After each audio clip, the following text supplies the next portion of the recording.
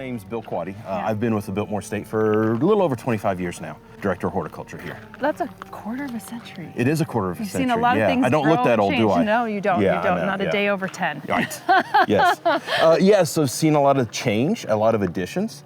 The coolest thing is what I always like to call maintaining Olmsted's design intent. Olmsted being the landscape architect of the estate, trying to maintain his design intent not only in the historic gardens, but through the rest of the property as well. So when guests come here, they feel like they're always in an Olmsted landscape. Right. So Frederick Law Olmsted was a very famous landscape.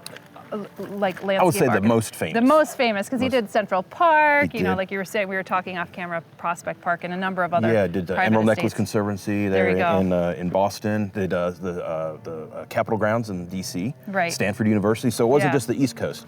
He went all the way over to the West Coast as well.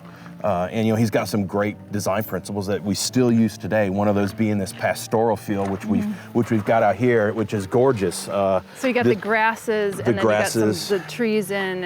And and the cool thing about this is, you know, we've got that documentation from Olmsted talking about what this should look like. So trees planted singularly and in groups, with large open expanses of turf in between, free of underwood. A very calming landscape, I guess we'd say. It's one of those things that we've come to feel like this is the more idyllic landscape that we've become accustomed to. What's really nice is that, and actually Sonder had commented this off camera as well as we were driving through, Asheville is very hilly. It has it's in the mountains. It has a beautiful topography. It does, here. You know, the French Broad River cuts the Biltmore property in half, which is just down here. So we're in that, you know, that river basin for the most part. So we're not as steep. Just to the south of us, we get to Mount Pisgah. Just to the northeast of us, we get to Mount Mitchell, which is the highest point east of the Mississippi. So we're nestled in that, you know, rolling hills. We're about 2,300, 2,100 feet elevation through here. But it does get steeper the further east, west, and south you go. And talk about like the Biltmore Estate, because some folks will not have reference to what this is and the connection with the Vanderbilts. So William, Mr. Vanderbilt, he built the house, started construction in 1889, completed in 1895, opened it to his family and friends Christmas Eve of 1895. And we're still privately owned by the Vanderbilt family. Now it's Cecil now. Mr. Vanderbilt's great-grandson is our current CEO and president. His sister's actively involved with the company as well. Their kids are actively involved with the company, so we're a family-owned, privately owned business. And how many acres is this total estate? 8,000. 8,000? 8,000 acres. Wow. 8,000 acres. I thought it was like 2,000. It started out as 125. Okay. So where we're standing, if we were to look to our this direction, Mr. Vanderbilt owned, it's a little obscured by the clouds, but he owned all the way to that point and beyond. Wow. So 125,000 acres. And how many is like horticulturally managed? Yeah, so we've a good bet would be say we've got 75 acres of historic gardens. Okay. And then about 200 acres with everything else. Okay, and we are not going to get to all those 75 acres You will not today, go, but you will cherry pick some of the We'll cherry best pick a for few us. things here and there, yes. You know, this is probably the first garden that we're walking up to. This is the library terrace, and Olmsted was really interested in having outdoor rooms, is how he referred to it. He actually commented to his stepson that he had seen but one house that had the amount of outdoor living space that he deemed necessary. Yeah. So this was, you know, that cornerstone of having this first outdoor room, the library terrace. It would originally have been an awning that would have come out, 1920s. They removed some of the limestone and planted these wisteria and campsis vines. So some of these vines are well over 100 years old. And the campsis is the trumpet creepers, which has that nice orange. Orange, yes. Yeah, so we got. And the wisteria is that kind of like purpley, kind of grape, almost like they draping in the Fabrici. And two different bloom times. Yes. As well. One's late, one is summer, the other one's late spring. We missed both of those bloom times, unfortunately, but you could see how like meaty these are. Yeah, these are, like I said, these are over 100 years old. Most of these are. How are you cutting them back? Because the wisteria responds really well to cutting back. Yeah, so we don't do a lot, and we haven't done a lot in a number of years. We'll try to keep it off the house. That's the most important thing. But we'll come through and do some pruning. We're going to be doing some extensive pruning here in the next couple weeks on this one. Got it. Yeah. Right. So this is that first outdoor room. We'll walk down to the next room. We've got a band playing here, so we might skip by them. Yeah. Sounds like they're still practicing. Well, or if it was me playing, that's what it would sound like. I'd be lucky if I even get sound out. Yeah. You know, this is the next outdoor room. This is the Italian garden. Would have been originally referred to as the terrace garden. Olmsted, and we got a couple different drawings of this. But this is, of course, how it was installed. And one of the cool things, at least about this garden, we just got through restoring this garden. When you were here 10 years ago, there would have been this huge hemlock hedge on this side. I'm trying to remember. I can't remember that. Yeah. Think back. There would have been this huge hemlock hedge, not original. Yeah. This turf panel would have been smaller just because that hemlock hedge kept growing out. People kept shifting the traffic that way a little bit more. So the hemlock hedge was just a pain to maintain. So we said, okay, we need to replace that. And one of the things that we do when we try to restore an area is to go back in with that design intent. So what did Olmsted originally specify? And just doing some readings, we found where he had a quote, a directive, you could say, to the folks working on the property, talking about how the shrub should be brought up to the holly hedge. Interesting. Okay. So we know that he had specified for it to be a holly hedge, and then we start looking back at pictures, and you can see that, yeah, it's definitely a holly hedge. So do you have like a whole library section that We've you have got a curatorial department that works wonders. All I have to do is say, can you give me pictures of this? Yeah. Or can you give me documentation of this? And it's like finding a needle in the haystack, and that's like exactly what they do, and that must be so satisfying to going back to some of those historic elements that had been lost, and then being able to revive that again. Yeah, exactly. Yeah. So we actually, with all the blooms flying in the air. Yeah, from the cherry trees. Yeah, that's cool. Yeah. So we actually took cuttings from an original holly hedge we have here on property, and got those rooted and down in some nurseries down in Georgia, and just replanted this, brought the urns back in. We were able to. Which are huge, by the way. Yeah, I mean, so these are. Imagine. Yeah, I could hide in them, and that's saying something. You and I both. Yes, that's saying something. Yeah, that's saying something. Yeah. So these we actually get shipped over from Italy. So these are the same type of urns, the same style, same motif that would have been here in 1895.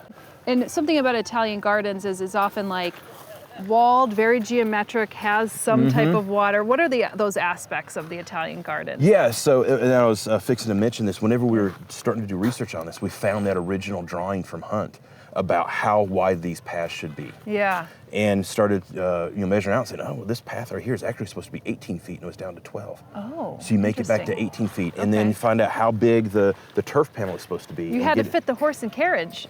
Well, you had to fit the horse and carriage, and probably people walking. Yeah. But it's all symmetrical. So 18 feet this side, 18 feet that side. 120 feet this way, 120 feet on the other ones. Everything is symmetrical in this garden. Yeah. And we had to return to that. The whole hedge itself is over 700 feet long.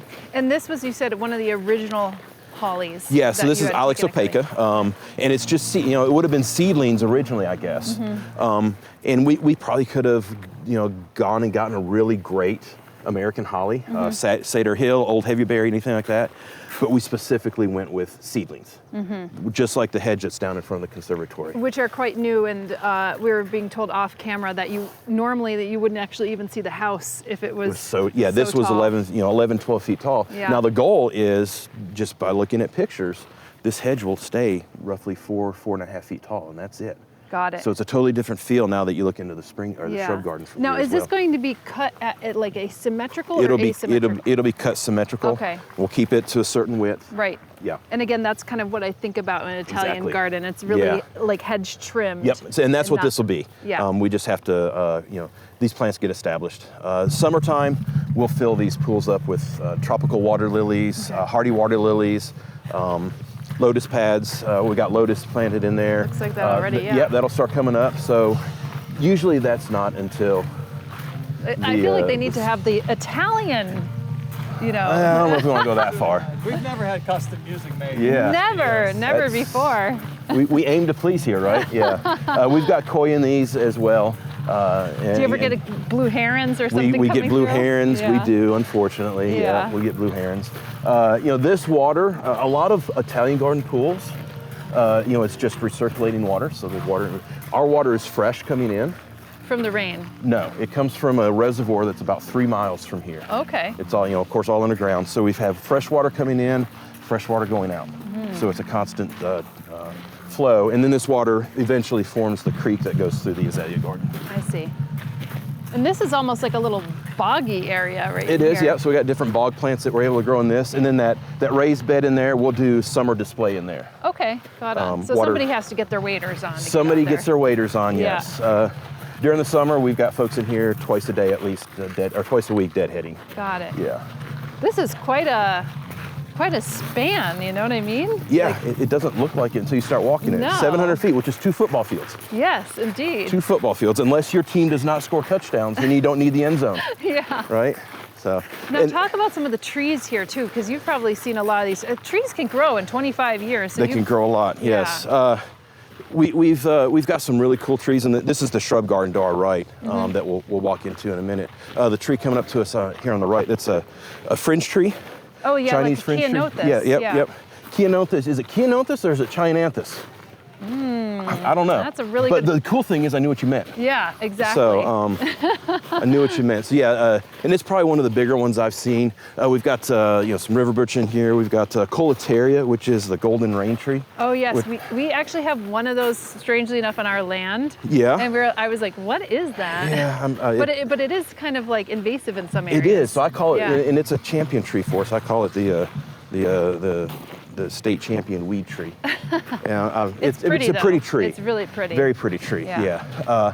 Just in front of us, we've got a couple hemlocks. So this is the Sargent weeping hemlock, which you can buy in the trade. It's kind of small. Is it like from Tsuga caroliniensis or canadensis? That's a canadensis. Okay. But, it's a dwarf hemlock, and people will buy it and they'll put it in, thinking it's going to stay small. Yeah. That's 110 years worth of growth. Well, you know what they always say. It's not dwarf. When you actually buy one of those trees, they always like, in 10 years, it may be 5 feet, but they never tell you what it's going to be like in 20 years or 100 years. Yeah. But when you look at it and you compare it to the hemlocks behind it, it's dwarf. Yeah, absolutely. So they're not lying. No, they aren't. But it's not dwarf as in it's going to stay this small. Now, do you have hemlock woolly adelgid? We do have the woolly adelgid. Yep, that was one reason we removed the hemlock hedge. I see. And we treat for it because we want to make sure the hemlocks are such an important plant in Western North Carolina. And it's more than just aesthetics for here on the property.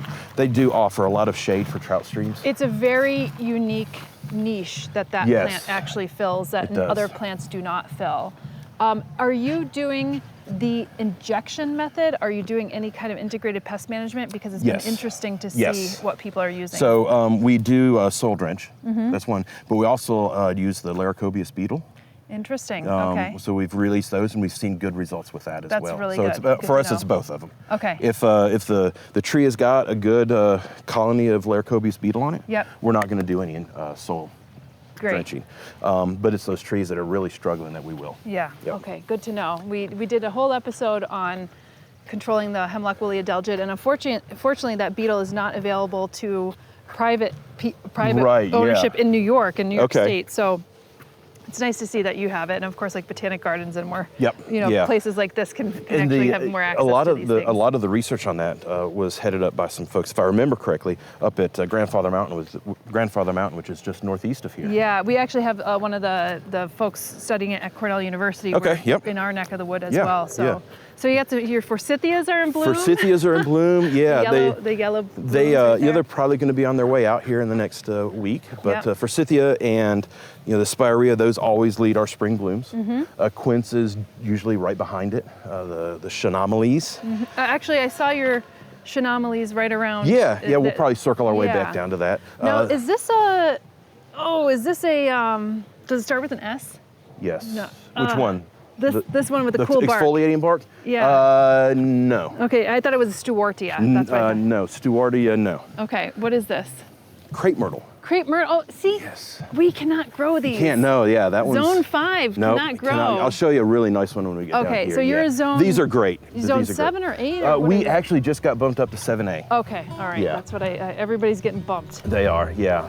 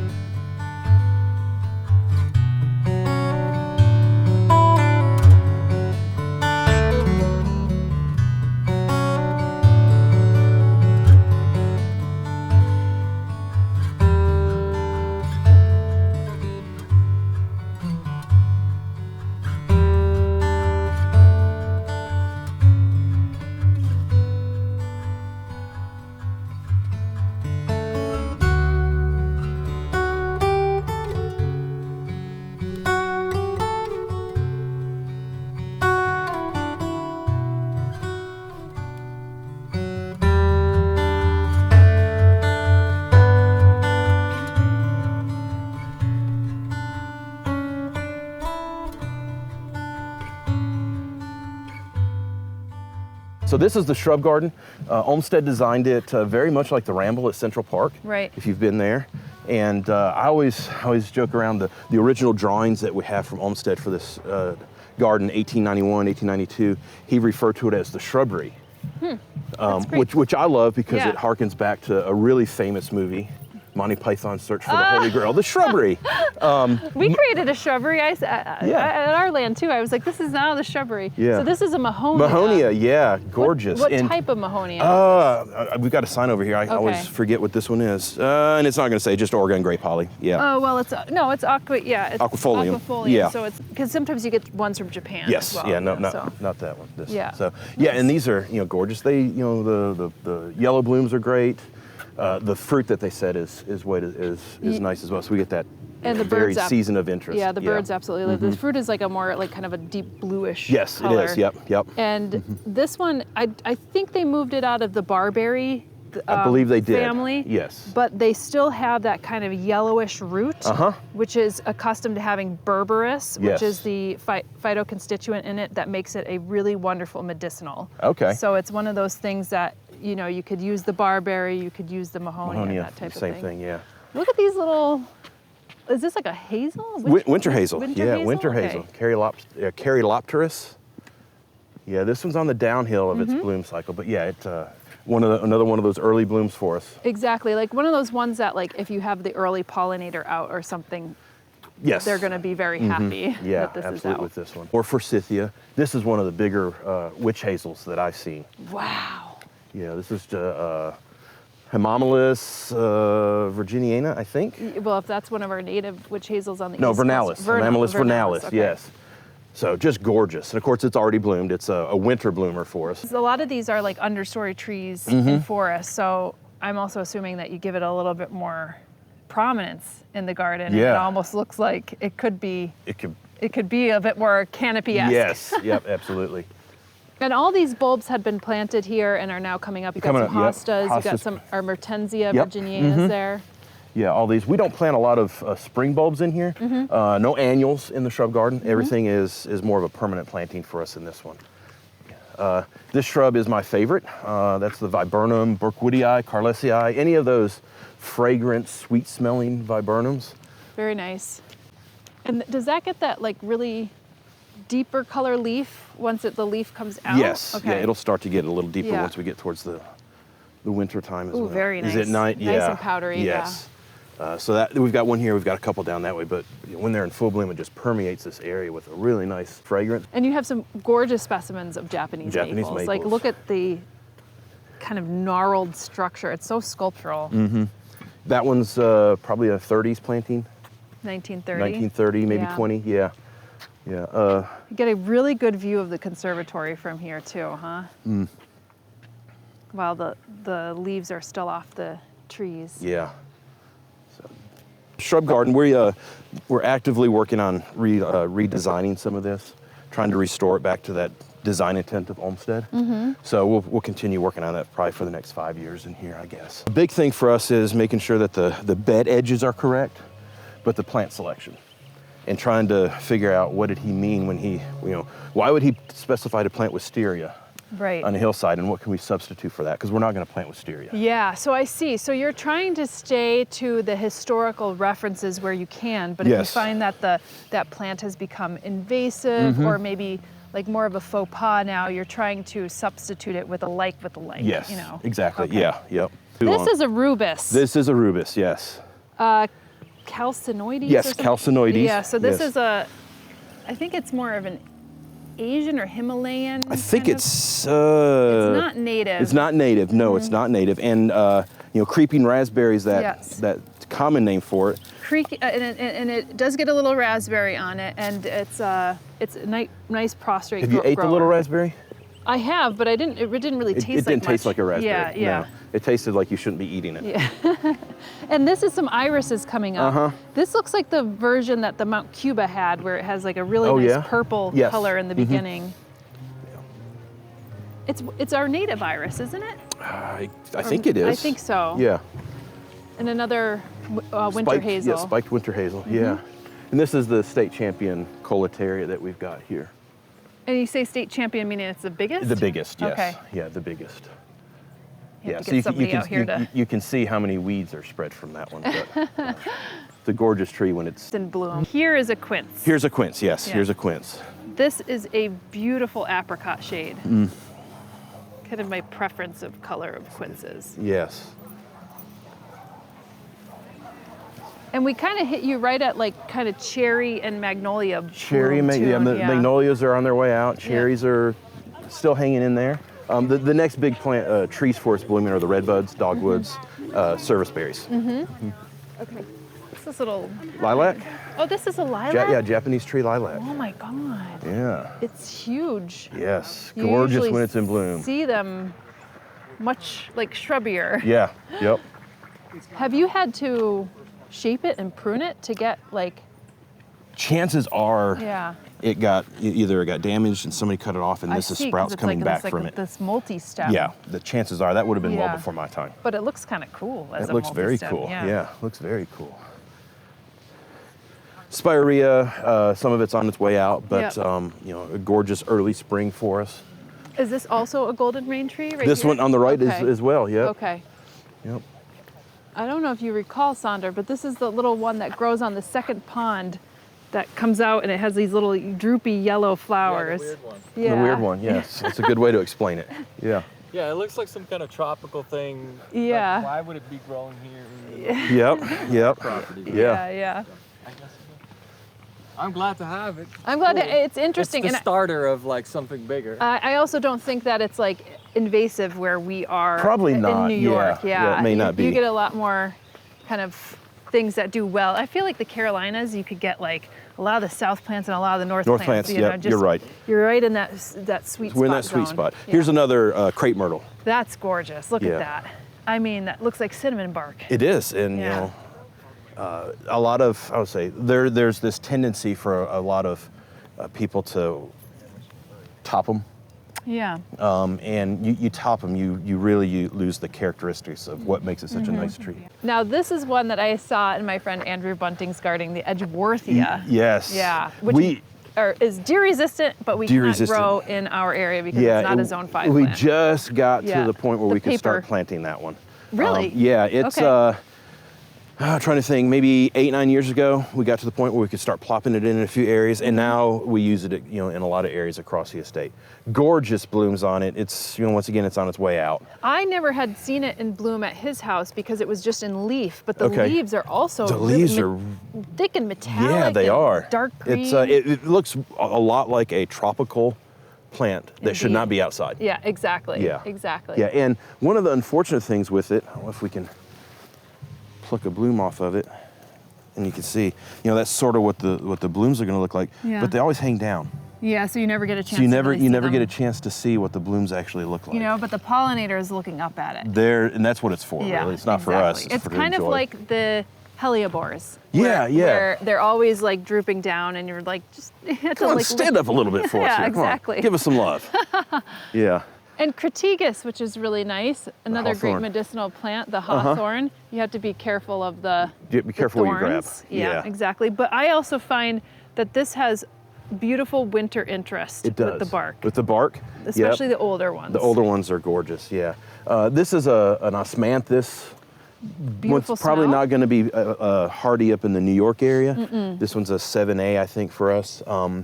Party Lights, I think, is the variety on this one. It almost looks like a really miniature holly, doesn't it? Yeah, it does. But even a plant this small gets loaded with flowers on it. And those are the small, white, very fragrant. Yeah, very fragrant flowers, yeah. Very fragrant flowers. You get a good waft of wind, and you're like, the osmanthus is Osmanthus is blooming, yep, osmanthus is blooming. And is this Betula nigra, it is, the river birch? River birch, yep. So this is something that's also very native, but again, beautiful winter interest, as you could see with the bark on this one. Yeah, and it's, you know, the oldest bark is great, but the white bark is what I think really stands out, especially in the wintertime. Yeah. Yeah. Not always found around rivers either. We have no river right here, but it's not found around rivers. Yep. Here's another one. This is my favorite viburnum, just fixing to start blooming. You can even smell it now. You smell it? Not on here. Oh, maybe I've got a better sniffer. You have a better sniffer, I think. It's got a good scent. It does. That's what it appears to be. Well, that's too subtle for my nose right now. Yeah. Do you have the same problem with Cerasitophyllum? Some people can smell cotton candy. Oh, well, I could smell cotton candy. Okay, what about whenever the Cerasitophyllum is? I mean, I smelled the other viburnum over there. All right. So there's some folks that can't smell when the Cerasitophyllum is. I never thought that. So it's kind of like the asparagus. Some people could smell it in their pee, some people can't. Some people can't, exactly, yep. Oh, is this Erica? Yeah. Oh, nice. Yep. Look at this. See, this is something that I don't see this as much on the East Coast as I do like in the Pacific Northwest and things. I kind of feel like it's the Ericas, the heaths, and the heathers aren't often used, and I think they're just really gorgeous plants. They are, yeah, and I don't know if a lot of people value them as for what they can do in the landscape. You put them in the right spot and correct the right spot where they can grow. It's basically a maintenance-free plant. You don't have to do anything. I know, to it. And actually our little bumblebees and everything actually really love them as well. Yep. They can get a little woody, so you have to cut them back a little bit, but just like lavender or something. Just like any plant, really. Yep. And then this is another one of your quinces. Yeah, with the forsythia behind it. The tree there is a buckeye. That's a Biltmore buckeye. Nice. So what's a Biltmore buckeye? It's just a variety. That, okay. And it's that we've. Is it like a shortened variety? It's a dwarfer. Oh, it's a dwarf. Okay. Or dwarfer. A dwarf. Yeah, a dwarfer. Yes, a dwarfer. Yeah. So. How about this one right here? It looks like Lonicera. So that's a weeping butterfly bush.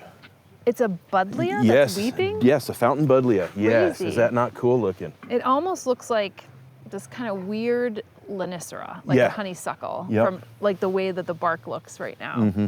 Yeah. Fascinating. So let's go into the wall garden. Sure. We won't, like you said, we won't have time to get to everything, but we'll get to the big one here. You have to cherry pick for us. Well, that's what we're doing. Hard to be curated. You're the curator in a way, right? I guess so.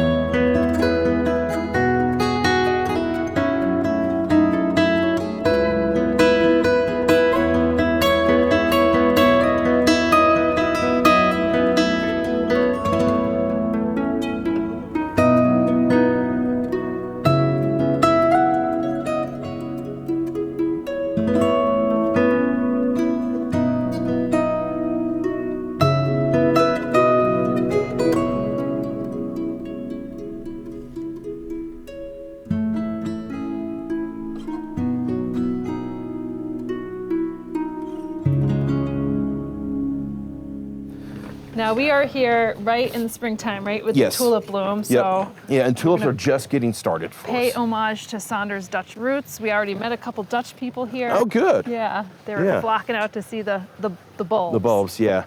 Of course, we're always at the mercy of Mother Nature as far as when things bloom. Right. So we can't control. We try to have blooms from springtime all the way through, at least with our tulips, through that third week in April.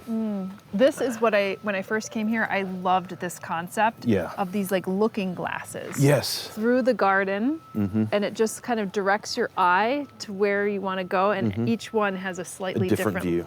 Different view, yeah. And then this, of course, we could see through this, but in the summer months, this is really covered. It's covered, yeah. We've got grapes, and then we'll plant some other vines on here as well. Yep. And then you have some Pachysandra here? Pachysandra with Helleborus. This is that same osmanthus. Right. There you go. Yeah, so you have to like lift. You have to look it up. You have to look and see underneath because they all droop down. Yeah.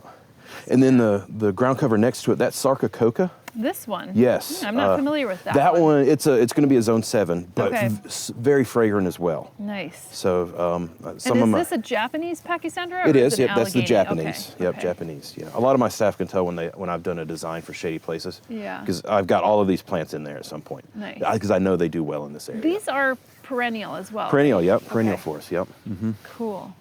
And then you got, are these hostas? Hosta's coming up in here. Yep. Cool. Hosta's coming up in here with it. So right now, like you said, we got tulips. We'll change this garden out 4 times a year. Right on. Yeah, so we'll once like these, every season, basically. Yeah, we'll do bulbs, and then we'll do spring annuals, frost tolerant annuals, and then we'll do our summer, and then we'll do our chrysanthemums. And now, are these cypress or juniperous or cypress? Cypress. Yeah. Okay. These are really pretty. Yeah, and a lot of it for us is we like to have a little bit of height in here. Yeah. Tulips can be kind of flat. You're right. So a little bit of height in here. We'll pull all of this and do something different. I was going to say this is all going to go at some point. This is all will go at some point. Yeah, and we'll compost all of the material that we pull. And what was the idea for this lawn, this kind of great lawn area? Like what for this garden? Yes, for this garden. So the original drawing that Olmsted did, he did a drawing, I can't remember the exact date on it, but he submitted it to Mr. Vanderbilt.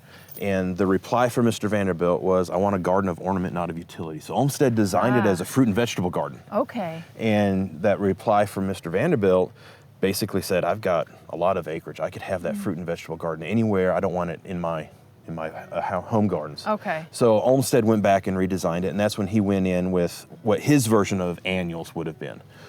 Some hardy chrysanthemums, some grasses, and cannas. Okay, I see. So it's a much more of we'll call it a woolly feel, I guess. Right. And then as Mr. Vanderbilt was single when he moved in, he married and then had a daughter.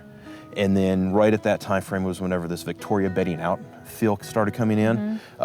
Mr. Vanderbilt's daughter, Cornelia, we've got a lot of documentation between her and Chauncey Beadle, who was the landscape supervisor, talking about annuals that she's planting and pressed flowers and whatnot. So she really took a shine to some She of the... did, and then couple that with that bedding out feel, that's when this garden changed to what we've got here. I see. And then we try to keep adhering to. And it still has some of that symmetry as well. Yes. It's like kind of this, it's weird, it's like kind of like a strolling garden. It very much is, but, yeah. And normally you'd go from room to room and it feels very, separate, but this also has this kind of natural flow to it as well that some gardens don't have. Yeah, and we've kept for the most part, the paths are the same exact spot where Olmsted specified them. The beds are the same sizes. We didn't change any of that. This vine-clad arbor is the exact dimensions and the exact feel that Olmsted would have had with it. Now, we're heading towards the conservatory in front of us, but what is that building like off to the side? To the left? That's that's the gardener's cottage? Oh, nice. Yeah, well, let's walk over that way. Yeah, not a bad cottage. No, it's not. That was actually the first building that was completed during the construction. Wow, okay. So lots of pictures of that building completed, the house still under construction. Look at the mourning dove on the... Yeah. But the whole idea behind that was, let's make sure that one's done. Yeah. So that the gardeners, or the garden supervisor, and then the gardeners, they can finish the gardens the same time that the house is done. Yeah. So is this more of a... Is this roses down Roses, here? yes. Okay, because it looks like the way that a rose garden yeah. would be situated. So about 250 varieties of roses. Nice. Yeah. So we've got the pattern beds in this garden, perennial beds that surround the pattern beds and along the walls, and then the rose garden makes up the 4 acres here. So you have your hyacinths, your narcissus, and your lavender. Now, and then some fennel who got in there. Yeah. Now, does this, you have to pull these up, or you keep them? Everything stays. Yeah. Yeah. Okay. We'll supplement with some annual plantings for the summer. Yeah. To give us a little bit more color, but everything else stays. And then your magnolia, like you said, is just it's just starting to get out of bloom. Just starting. Yeah. We had a little cold snap here recently, but that one fared well. I mean, look at the stone and the clay. It's the just clay tiles, so it is. much. Yes. The bed on the right, it's bare on purpose. This is our trial bed. Okay. So we don't plant anything in the ground unless we've trialed it for a year here first. Oh, that's very smart, because you don't want to invest in something that just is I don't not want to have a disaster. Yeah. Yeah, and our guests come to see color, and the last thing we want to have them see is dying plants because we didn't do our due diligence to start with. Oh, so these are either an anemone, Mr. Fokker, I think. It's just about to bloom. Yeah, so these are either plants that are bulbs that we have never trialed, so we want to trial them, or it's color combinations that we're thinking we're going to play around with for next year. That's cool. It's kind of like your little paint palette, and your palette knife, and you're just like smudging it off to the side. We'll do the same for spring, summer, and fall as well. Talk about the espalier, because this is not something that people regularly get to see. Yeah. So originally these would have been all fruit trees that were espaliered. Okay. That Olmsted specified. And we still have lots of fruits, but we've also gone with Rose of Sharon, we've gone with pyracantha. On the west border, we've got redbuds as well. So yeah, it's a great way to be able to grow fruit in small areas. It's very common in Europe. And I'm sure that's where Olmsted saw it, and that's probably where Mr. Vanderbilt saw it as well. This here is actually an American wisteria. Oh wow! That we have trained. that we have trained. This is the white one, if I remember correctly, which is different than the wisteria that we may have seen up on the library terrace, which is the Asian. Species. Yeah, different species. This one blooms a little bit later, so it doesn't get nailed by the frost or the cold temps that we get. That's right, because that is a problem. And you have that problem down here too, I guess. Yes, even though you're a little warmer. Do. Even though we're a little warmer, we have that problem. Now, is this a south-facing wall? Do they get like a heated, because they have that heat behind them with the stone? This is facing west. Okay, this way. well that's still pretty good. It is, yeah. And that heat just would probably come off of that wall and just warm up the plants quite nicely. And that's a benefit of this garden is it's surrounded by these big granite walls that do release that heat. So we can usually get away with a few things that you might not be able to. Right. We've got an apple blooming here. Wait, what is this? That's a cryptomeria. Oh my goodness. I think I've seen this in like Fairchild Botanic Gardens. Yeah, that's I can't remember which variety this one is. Yeah. But a lot of the cryptomerias, they grow to be huge trees, but this is the shrub form. Yeah, it looks kind of like the Norfolk pine-esque, it does, Arcaria. Absolutely. Another great example of espalier. Is this like an apple, or? I think it's apple. Yeah. Yep. Yeah. It's pretty cool. And then you have some of our creeping phlox right over here as well. So is this still, what does it serve as now? Right now it's just storage. Okay. Yeah, right now it's just storage. When I started, that's where horticulture's offices were. I see. Which was pretty cool to be in a historic building. Indeed. But horticulture and preserving a historic structure don't mix when you bring in mud and dirt and grime. Yeah, that's true. I mean, look at those copper gutters and is that not cool? Yeah. Very nice. Yellow twig dogwood here in front of us here. So you cut these back. We do cut them back. Yeah. When? Like we cut them. We don't cut them all back at once. Yeah. But we'll cut back late summer, early spring sometimes, depending on where we're at. But and so for folks who don't know, that to get that kind of nice twig color, you need to kind of cut them back. The old growth starts to get a bit woody. This is some salvia. Yes. Some sage. Sage. Yep. Sage. Yeah. Yeah. Very nice.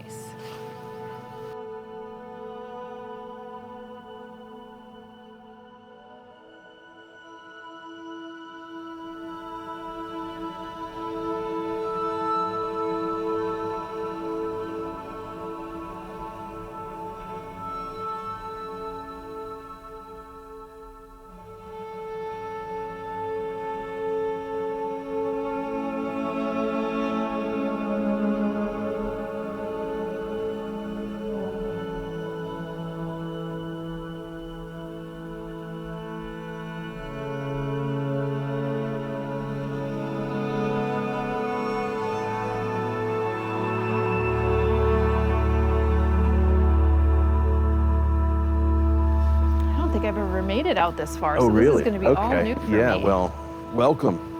And is this a camellia? Camellia, yes. Japonica? Yep. I'm not sure what cultivar, but yeah, as you see, we don't put a lot of labels out because we're not a botanical garden. Keeps us guessing. Yes, keeps us guessing. Yeah. It makes you work harder because I'm going to be like, what's that? What is that? What is that? What is that? Yes. I did want to show this one out to you.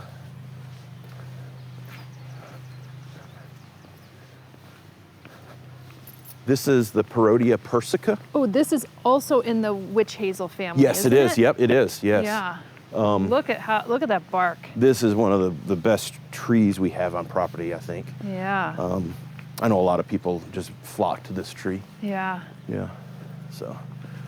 You know, when I first saw this tree, I saw the leaf, and that's what reminded me of witch hazel. The fact that it looked like a witch hazel. Mm-hmm. Yeah. But look at how thick this is. I think this is more Asian, isn't it? It is definitely Asian. Yeah. Yes, definitely Asian. Yeah. But this exfoliating bark on a nice spring day, late fall day with the leaves changing, you can't beat it. And these are the things that, like, when you have a winter garden, especially now when things are just starting to get into bud, it's like important to have some things like that. Yeah. It's still interest, you yes, know, you gotta have that. Even though it's subtle. Yes, exactly. One of the things that you have a tremendous amount here, kind of reminds me of my home state of Pennsylvania, is like your rhododendrons here. Let's walk through these. Yeah, sure. How about that? Okay. And also, I had never seen so many Cercis canadensis, like just kind of growing on the edges of the woods. Yes. We are kind of at that northern boundary. And it is a good horticultural plant, so people spread it around. Yeah. But it's just so wonderful to see that kind of color in that early spring. Yeah, we'll go down these steps here. Yeah, the redbud is gorgeous. There's the white one, and that not used as as much, but still just as gorgeous. So this is an example, Sonder, of one of the Cercis canadensis with that color. Mm-hmm. And dogwoods are just starting to open up for us as well. May is around the time when we start getting those flowers. Is that around where you? No, definitely April for us on dogwoods. April. Okay, so you're like a month ahead. Yeah, and we're running a little bit farther ahead than other seasons as well. So azalea garden. This used to be just the Glen, and then Chauncey Beadle donated his azalea collection, so they planted it here in the 40s. And Mrs. Vanderbilt Geary changed the name from the Glen to the azalea garden. So we had a bad storm came through in 04, 05, knocked down all the white pines that were up on this end. So we switched over to deciduous azaleas on this end, which can take a little bit more sun. Yeah. And we're trying to keep the evergreens further down in the shady areas still. Okay, I see. Yeah. Look at all this, this almost looks like a Spanish moss. Yeah, the lichen. The lichen is almost getting so hairy, you know? It's another one of those cool textures. Yeah. And a lot of people may look at it and say, oh, we need to cut it down because it looks ugly. I think it looks. it's not doing anything to the plant. And exactly. It's just it just needs a place to land. It's just hanging out. Yeah. So here you could just see the end of some of that eastern redbud color in there. Popping out there. And there's one over there. Now, are some of the azaleas deciduous and some are just evergreen? Yeah. Okay. So evergreen azalea. Rhododendron here on the right. Right. And then Kalmia is the one with the smaller leaf there. Yeah. So Kalmia latifolia and whatnot is the. Oh my God. Mountain laurel. Mountain laurel. Yes, I'm mountain blanking laurel. on it, and it is actually the state flower of Pennsylvania. Really? That's why. Yes. I did not know that. Okay. Yeah, and this is the rhododendron maximum, which has got the longer leaves. Yeah. The catabas are going to be down here. We've got cataba rhododendrons. We've got lots of different varieties of rhododendrons, lots of different varieties of azaleas, and I get confused when I start rattling them off, so don't ask me. Oh, this is a styrex, so this is a snowbell. Yep. And they get these little like white kind of droopy, almost like campanula-like blooms that kind of hang down. Mm-hmm. So that one's really pretty plant too. Yeah. This one looks like another quince. Actually, is it? Yeah. Yeah, it's quince. It's a quince. I'm not sure which one it is. Yeah. But yeah. It looks like there's a couple different varieties though, unless it just kind of trades I would from say like it's a red to a pink, you know? Is that one going? It may have reverted, but yeah.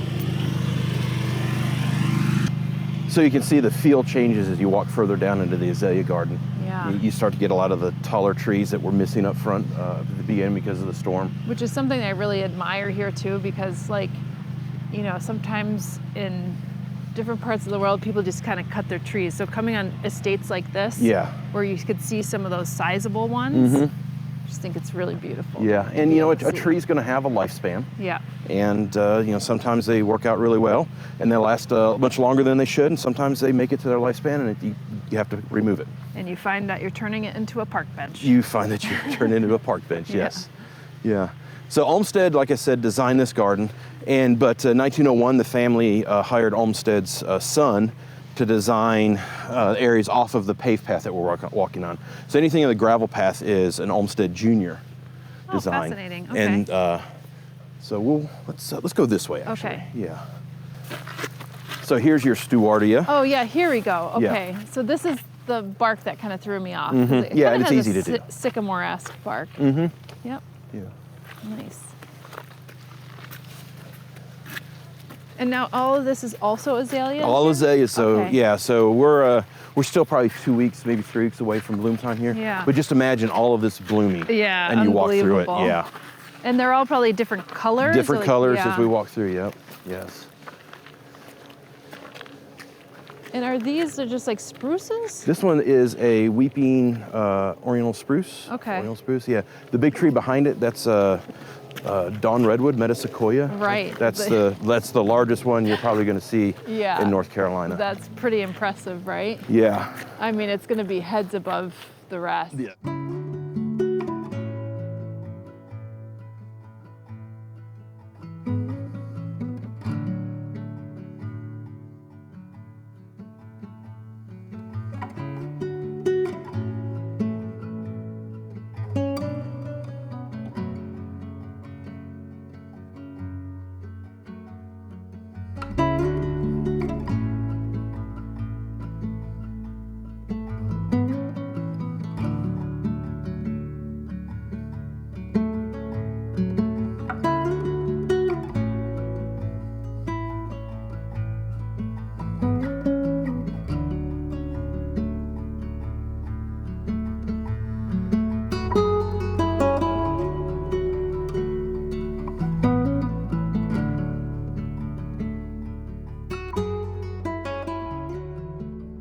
Yeah, we've got some ostrich ferns starting to come up as well.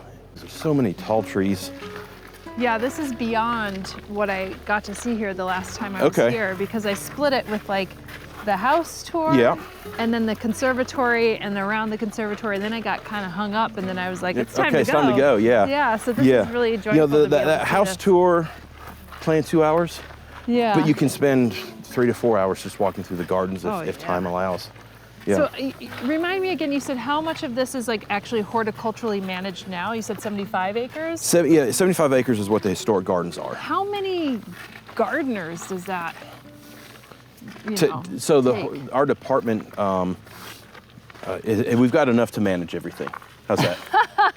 How's that? Do you ever get volunteers or So since seasonal? we're a for-profit company, we cannot have volunteers. Ah, that makes sense. So we don't get volunteers. So every employee that you see is getting paid by the company. Okay. We'll flex up whenever we've got big things going on. We'll flex down. We've got full-time and part-time staff. I see. Yeah. Is that a big beach? That's a big beach. Is that our native or is that That's a more native? of a European? Yeah. Wow. Okay. Do you get beach bark disease here or no? Not yet. Okay. Not yet. I hate when you say not yet because that means it's inevitable. You'd almost assume that it's going to be inevitable. Yeah. But yeah, that's a gorgeous tree. And we got quite a few of them. And of course, you can see where people carve their initials on it. I hate that. So do I. I hate it, but look at the root structure on that. Does it remind you of like an elephant's foot? It does. Yeah. It really does. Yeah, pretty. You know the audacity of some children. You see this? Yeah, that is really pretty phenomenal. Yeah. So do you ever get a sense of like how old these are? So a lot of these would have been early 1920s, maybe 19-teens. And we don't have a definitive planting list or plan of what everything went. There was originally supposed to be an arboretum that Olmsted designed. Oh, is that right? And unfortunately, it never went in, but they had the plants for it, and a lot of those plants are what came back and got planted in the garden. I see. Okay. Interesting. I mean, this is kind of like an arboretum, though. Like, it you know is. what I mean? It is. Arboretum-esque. It is. And, you know, the thing that keeps us from being an arboretum, we're not education-based. Right. Botanical garden, we're not education-based. And, you know, it's private. So people can come in and see it, but it's not open to the public where they can just waltz on in. Yeah. So. Is this another magnolia? That's another magnolia. Is it stellata? I believe that one is stellata. What's this? We actually do have a sign on this one. Yeah, and it has a little star. Yep, stellata. That one is. Yeah. Another, like, I'd never get to see it in this kind of stature. Yeah. You know, they practically look like shrubs in some of the places, but to get it to look like this tree, and it looks like the sapsuckers have done a really good number on it. Look at this sapsucker right here. I mean, the whole thing is pitted with sapsuckers. Those sapsuckers. Is that what they say? Yeah. So where are we going now? Like, what is this? So this is just one of these trails that goes down. We'll eventually intersect back up with the paved path down towards the bass pond. Okay. This is the beautiful bluebells, our native bluebells right over here. This is the Saracetophyllum, a katsura tree. Oh, this is very beautiful. Yeah. And this is the one where some people can smell cotton candy. It just has something to do with how they're wired. If you can smell it, the cotton candy on it, and usually it's whenever the leaves are falling, you can smell it from 200-300 feet away. Huh. So it's a lot like you go to the county fair. So it's cotton candy, that burnt sugar smell to it. Yep. But on one of these gorgeous trees that we have here. Now, is this like a natural little tributary, or is this something that you have to pipe down? No, this is natural, coming from actually comes from over the road. Okay. And starts here. The native tulip poplar. Ooh, wow, Liriodendron tulipifera. Yes. And just that, you know, you look up on you get a good sense of how big some of these trees can be. Yeah, I mean, I only have seen it this size in one of our remnant old growth forests. Yeah. And this is a tree that needs quite a lot of light to get this nice and big. And it needs that space. Yeah. You know, some people cram it in and say, oh, we'll be fine, but it needs the space. And the tulip tree comes also from, they have the tulip-shaped leaf. Yep. And and it gets a really nice, beautiful flower as well. Yeah, yellowish flower. That the dragon is it the dragon 12 swallow? Not sure. Butterfly. But yeah, the swallowtails? Yes, swallowtails. It's their preferred nectar source. Look at this. This is cool. Yeah, so this is that mountain laurel, the kalmia. Yeah, look how woody it gets. Yeah, it's not just a little itty bitty shrub. Yeah. Yeah, I am familiar with it. Okay, yeah, there's so many new varieties that are out now that actually take full sun. Yeah, see, this is something else I can't grow. So sometimes, you know, I feel like I have to push those out of my brain in order to make space for the other things that I can grow. Oh, okay. Well, you know, even some of the indoor plants that I've grown, I'm like, now I have to make room for my exterior plants outdoors. Yeah.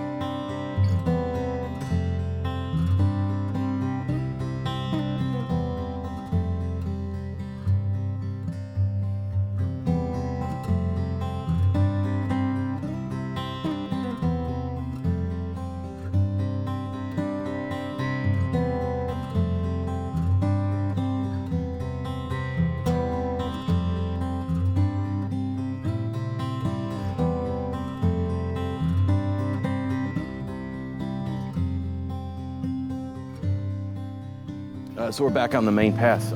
This is just a woodland, a meadow area. That look at all the little breathing knobs. The knees, from the bald cypress. Yeah, you see how they're flat on the top? Yeah. That's from people standing on them and just squishing them down. Yeah. Come on, you look at the ones in the back that are pointy. That's Yeah. where they should look. But yeah, that's from that bald cypress. And it's all azaleas behind it.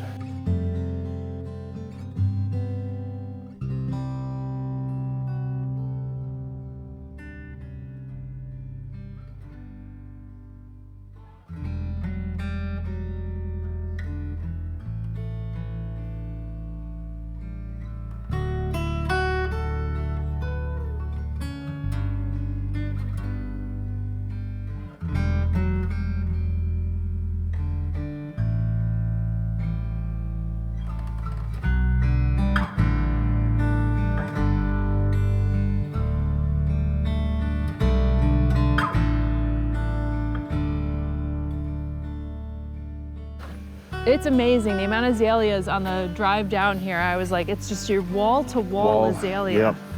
It's almost like we have to come back. You know, so this is the creek blooms. I mentioned from the Italian garden. Right. This is that water that's coming from those pools that Brent comes down to the Bass Pond and then eventually to the French Broad. Yeah.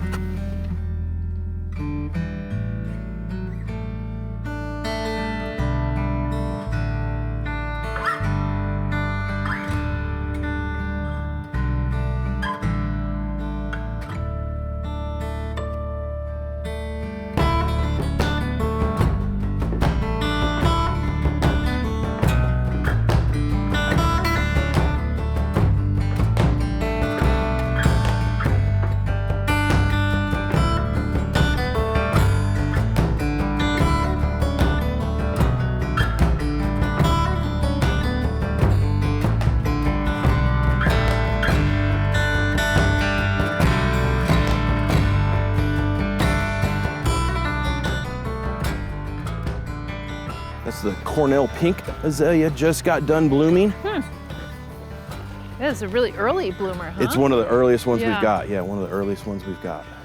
You probably passed some of them on the approach road on your way up as well. This is one of those umbrella Yep, pines? umbrella pines, Yeah. I don't Nice know if little you remember, Sandra, that's one of the ones we had to take out on our land that was like not doing so well. That one looks a lot better than ours. Yeah. Ours did. So this is how I usually see the stellatus. Yeah, dwarf like that, yep. Yeah. This is another oriental spruce. Okay. This is the tallest one, I think, in the United States here. Wow. I mean, they kind of look like a less shaggier version of a Norway spruce. It does, yep, Yeah. yep. Yeah. It's like more well kept. It does look much more. And these would have been plants that would have been destined for that arboretum. I see. That were planted in the gardens.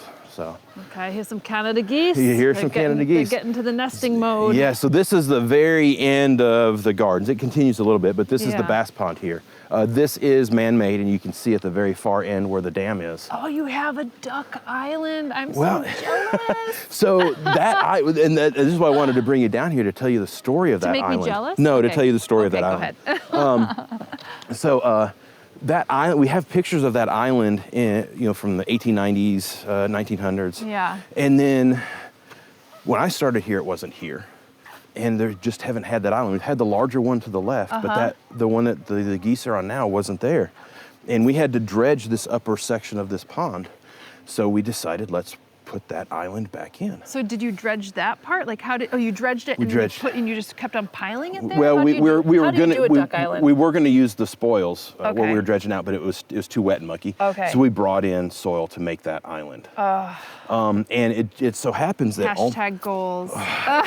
it happens that Olmsted specified why there should be islands in the Bass Pond. So he was well ahead of what we were thinking at the time. So he was thinking about the wildlife? He was thinking that the islands would reduce the constructions, you're not having to haul as much soil out. I see. A lot of these banks on the Bass Pond are pretty steep, so he said these islands are going to help with relief of that. Okay.